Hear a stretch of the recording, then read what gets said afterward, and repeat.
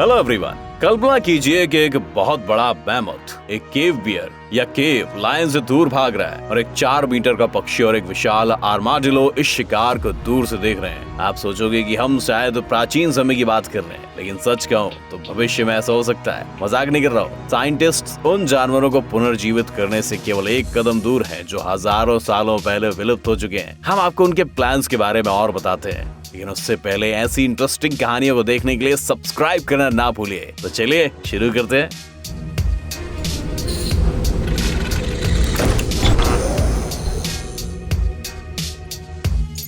Woolly mammoth.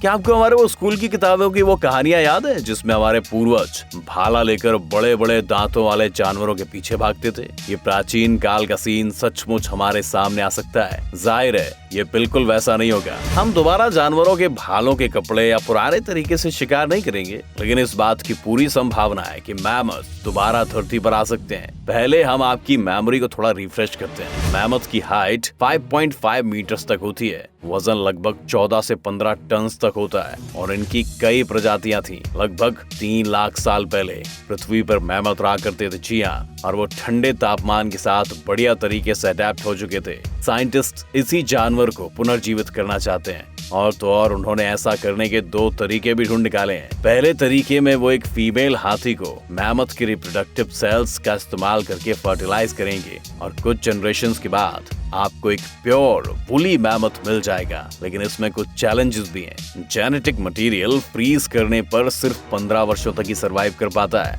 हालांकि Japan के researchers का दावा है कि उन्होंने 16 वर्षों के बाद भी चूहों के दिमाग का डीएनए इंटैक्ट पाया है, तो अभी भी थोड़ी होप्स है।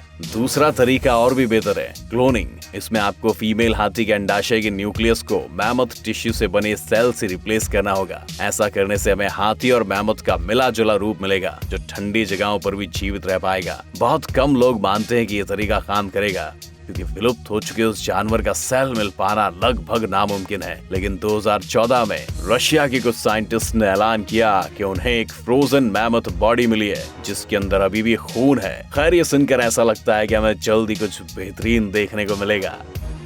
Passenger pigeon.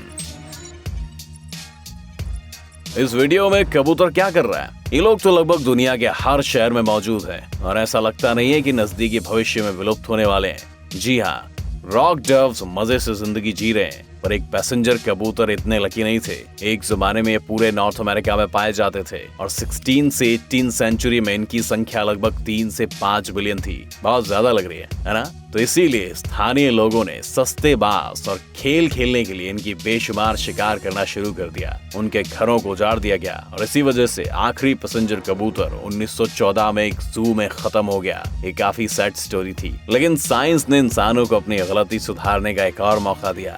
Revive and restore नाम की एक नॉन प्रॉफिट ऑर्गेनाइजेशन इस बेचारे पक्षी को दोबारा जीवित करना चाहती है। पहले साइंटिस्ट म्यूजियम से इस पक्षी की स्किन को लेकर क्लोनिंग प्रोसेस का इस्तेमाल करना चाहते थे। हालांकि वहां पर इनका जेनेटिक मटेरियल बहुत बुरी तरह से डैमेज हो चुका था। लेकिन अब रिसर्चर्स इन पक्षियों के नजदीकी रिश्तेदार यानी हमारे आम कबूतरों के जीनोम को मॉडिफाई करना चाहते हैं। टेक्निकली ये नया पक्षी वैसा नहीं होगा जैसा 100 वर्षों पहले हुआ करता था, पर फिर भी ये बायोलॉजिकल डाइवर्सिटी के लिए एक बड़ा कंट्रीब्यूशन होगा।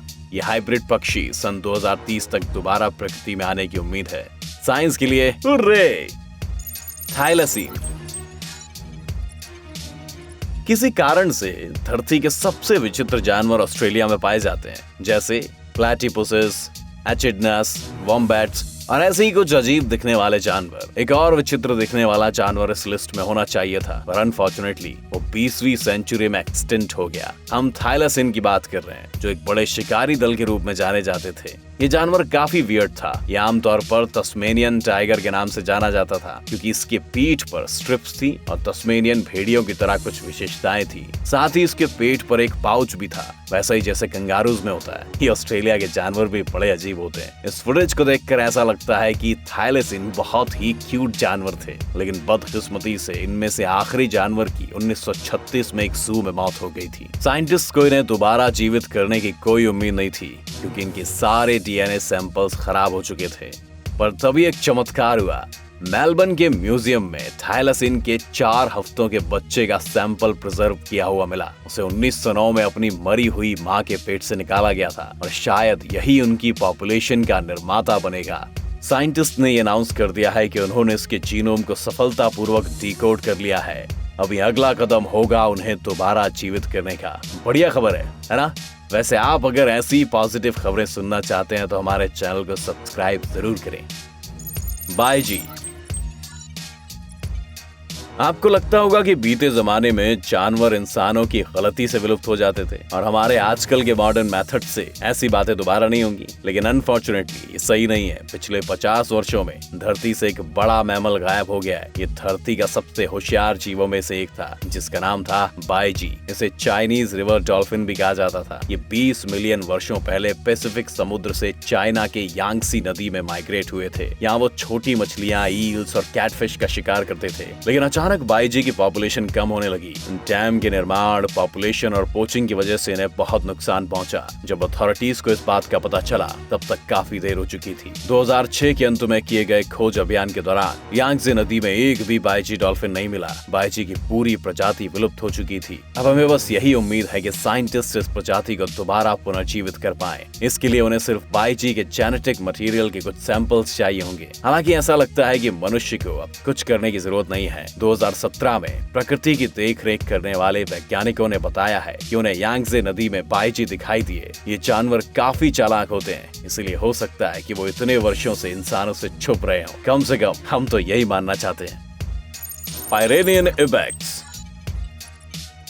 पायरेनियन इबेक्स दुनिया के सबसे लकीस्ट और सबसे अनफॉर्चुनेट जानवर हो सकते हैं। चलिए इनके इतिहास को देखते हैं। हजारों सालों से बकरी पायरेनीज की ऊंचे पहाड़ों में रहती थी, जहां ये पत्थरों पर चढ़ती थी और बेहद ठंडे मौसम को भी सह सकती थी। उन्हें स्थानीय लोग आपस में लड़ाई के लिए पकड़ कर लाते थे और इसी वजह से इनकी संख्या में तेजी से कमी होने लगी। 1999 की गर्मियों तक इस प्रजाति के सिर्फ एक ही प्राणी बचा था और बायोलॉजिस्ट किसी तरह उस तक पहुंचने में कामयाब हुए। उन्होंने इस बकरी के गले में एक रेडियो कॉलर बांध थी और उसका नाम सीलिया रखा। 9 महीने बाद सीलिया के रेडियो कॉलर से एक लंबी बीप आने लगी, जिसका मतलब था कि सीलिया मर चुकी है। लेकिन इसकी कहानी यहीं खत्म नहीं हुई। साइंटिस्ट ने इस बेचारी सीलिया के ब्लड और टिश्यू सैंपल निकाल लिए ताकि भविष्य में इसे क्लोन किया जा सके। 2009 में इस पर एक्सपेरिमेंट शुरू हुआ और पायरेनियन आइबेक्स दुनिया का पहला जानवर बन गया जिसे क्लोनिंग द्वारा पुनर्जीवित किया गया। लेकिन ये कामयाबी ज्यादा दिनों तक नहीं रही। ये क्लोन पैदा होने के 7 महीनों बाद ही मर गया। पता नहीं प्रकृति इस जानवर से इतनी नफरत क्यों करती है, लेकिन हम अभी भी इस बकरी के लिए खुश हो सकते हैं क्योंकि इससे पता चलता है कि सीलिया के सेल्स अभी भी काम कर रहे हैं। ये प्रोजेक्ट अभी भी जारी है और हम इसके लिए साइंटिस्ट को गुड लक कहना चाहते हैं।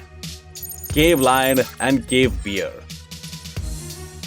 ठीक है, हम सभी सील्स, वाइल्ड डोंकीज और मैमथ्स को वापस लाना चाहते हैं। वे सब एक दूसरे के साथ रह सकते हैं, लेकिन केव बियर्स और लायंस तो असली मॉन्स्टर्स हैं। हमने फार क्राई प्राइमल में ये देखा है कि वो किस तरह एक दूसरे से लड़ते और इंसानों पर भी हमला करते हैं। हमें यकीन है कि साइंटिस्ट इन्हें वापस नहीं लाना चाहेंगे, लेकिन आप गलत हैं। रिसर्चर्स को एक कुछ सरप्राइजिंग बातें पता चली और उन्हें एक रिस्की आइडिया आया। उन्हें पहली बार याकुटिया में बर्फ में जमे हुए केव लायंस के बच्चों के अवशेष मिले। उनकी स्किन और बाल अभी भी पूरी तरह प्रिजर्व्ड हैं। इसके बाद उसी इलाके में कुछ लोगों को एक केव बियर के अवशेष मिले। जब लायंस की बात आती है तो उन्हें क्लोन करना एक मैमथ को क्लोन करने से ज्यादा आसान है। हम आपको एक आइडिया देते हैं कि आपको क्या एक्सपेक्ट करना चाहिए। केव लायंस आजकल के मॉडर्न शेरों से 5 से 10% बड़े होते हैं और केव बियर्स तो आजकल के भालुओं से 30% ज्यादा बड़े होते थे। तो अब हमारे चैनल को सब्सक्राइब करने का समय आ चुका है दोस्तों। लगता है आपको कुछ समय के लिए घर में ही रहना पड़ेगा, पर कम से कम आप कुछ इंटरेस्टिंग वीडियोस तो देख पाएंगे। एक सेकंड रुको, क्या आपको असली जिंदगी की बेहतरीन कहानियां देखनी है? कुछ भी बोरिंग नहीं, सिर्फ एक्शन, सिर्फ रोमांच, पीछा और लड़ाइयाँ, प्यार के इजहार और धोखे। यकीन नहीं आता? इस लिंक को फॉलो करें और खुद ही देख लें।